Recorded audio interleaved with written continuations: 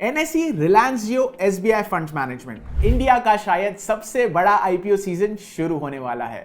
लाखों retail investors in IPOs के इंतजार कर रहे होंगे, लेकिन इसी एक्साइटमेंट के बीच एक और ट्रेंड तेजी से बढ़ रहा होगा।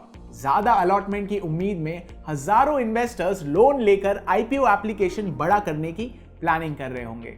लेकिन एक फैक्ट है जो शायद कोई नहीं बताता होगा। जनवरी 2023 से जुलाई 2026 के बीच लिस्ट हुए 288 मेन बोर्ड IPOs के एनालिसिस में पता चला है कि 41.3% IPOs यानी 119 कंपनीज आज भी अपने इशू प्राइस से नीचे ट्रेड कर रहे हैं। और अगर इस एनालिसिस से सिर्फ टॉप 50 विनिंग IPOs को हटा दिया जाए तो पूरे मार्केट की एनुअल रिटर्न सिर्फ 2.1% बचती है, एक फिक्स्ड डिपॉजिट से कम। तो असली सवाल यह है, जिस IPO के लिए आप लोग लोन लेने की तैयारी कर रहे हो, क्या वो उन चुनिंदा 50 विनर्स में से होगा या फिर बाकी के सैकड़ों IPOs की तरह एवरेज निकलेगा? सबसे पहले समझते हैं कि IPO फंडिंग का ट्रेंड इतनी तेजी से बढ़ रहा क्यों है। 2020 में इंडिया में लगभग 4 करोड़ डीमैट अकाउंट्स थे। आज यही नंबर 20 करोड़ के ऊपर पहुंच चुका है और UPI ने IPO अप्लाई करना पहले से बहुत आसान बना दिया है। और जब भी कोई मार्क्यू IPO आता है, ओवर सब्सक्रिप्शन और लिस्टिंग गेन्स की हेडलाइन हर जगह दिखाई देती है। नेचुरली इन्वेस्टर्स को लगता है कि अगर एप्लीकेशन बड़ा होगा तो अलॉटमेंट मिलने के चांसेस भी बढ़ जाएंगे। इसी सोच की वजह से कई इन्वेस्टर्स अपने म्यूचुअल फंड्स या शेयर्स प्लेज करके भी IPO फंडिंग लेने लगे हैं। यही से फोमो इन्वेस्टिंग शुरू होती है। अब बात करते हैं असली मैथ की। मान लीजिए आप 2 लाख रुपए 12% एनुअल इंटरेस्ट पर सिर्फ 7 दिन के लिए बोरो करते हो। इंटरेस्ट ही लगभग 460 बन जाता है और ये सिर्फ इंटरेस्ट है। इसके ऊपर प्रोसेसिंग फीस, GST और प्लेज चार्जेस अलग। मतलब IPO को सबसे पहले ये सारी कॉस्ट रिकवर करनी होगी, तब जाकर आप एक्चुअल प्रॉफिट कमा पाओगे। और एक और इंटरेस्टिंग बात, ये लोन का पैसा कभी आपके अकाउंट में नहीं आता, ये सीधा ASBA अकाउंट में ब्लॉक हो जाता है और लगभग 6 से 7 दिन तक वही रहता है। इस पूरे पीरियड का इंटरेस्ट आपको देना पड़ता है, चाहे अलॉटमेंट मिले या ना मिले। और यही असली कैच है। इंटरेस्ट तो पूरे बोरोड अमाउंट पर लगता है, लेकिन हेवीली ओवर सब्सक्राइब्ड IPOs में अलॉटमेंट अक्सर एक छोटा हिस्सा मिलता है। मतलब इंटरेस्ट पूरे लोन्स पर, लेकिन प्रॉफिट सिर्फ अलॉटमेंट पर। यही वजह है कि एक्सपर्ट्स कहते हैं अगर बोरोइंग कॉस्ट लगभग 10% है तो IPO को कम से कम 20 से 25% लिस्टिंग गेन्स देने होंगे, वरना उस छोटे से अलॉटमेंट से लोन की कॉस्ट भी रिकवर करना मुश्किल हो जाता है।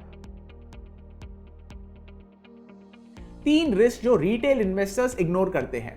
IPO फंडिंग तभी काम आती है जब 3 चीजें एक साथ सही हो। अलॉटमेंट मिले, लिस्टिंग गेन्स बोरोइंग कॉस्ट से ज्यादा हो और लिस्टिंग के बाद स्टॉक अपनी वैल्यू होल्ड करे। एक भी कंडीशन मिस हुई तो लो रिस्क लगने वाली स्ट्रैटेजी महंगी गलती बन सकती है।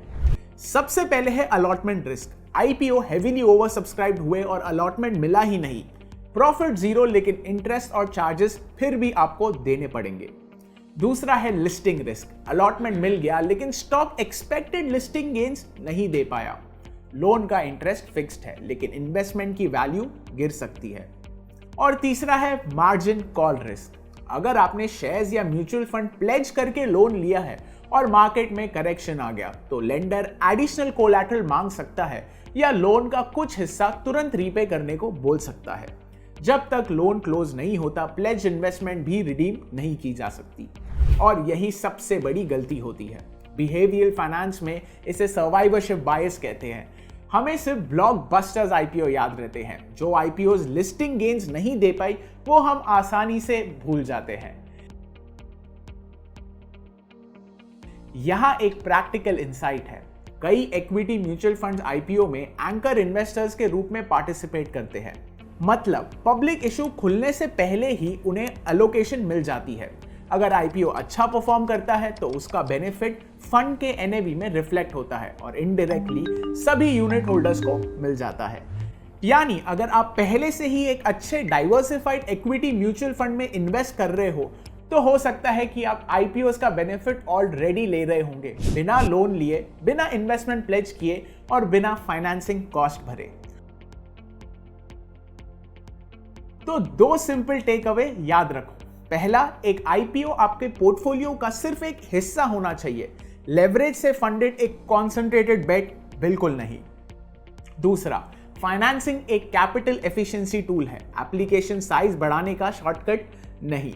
और आखिर में बस एक बात याद रखिए, लोन आपके एप्लीकेशन का साइज बढ़ा सकता है लेकिन कंपनी की क्वालिटी नहीं। Long term wealth listing gains chase करके नहीं बल्कि अच्छे बिजनेसेस में डिसिप्लिन इन्वेस्टिंग से बनती है। ऐसी ही इंटरेस्टिंग इनसाइट्स के लिए हमें फॉलो करें। This is Prithvi Agarwal signing off. जय हिंद।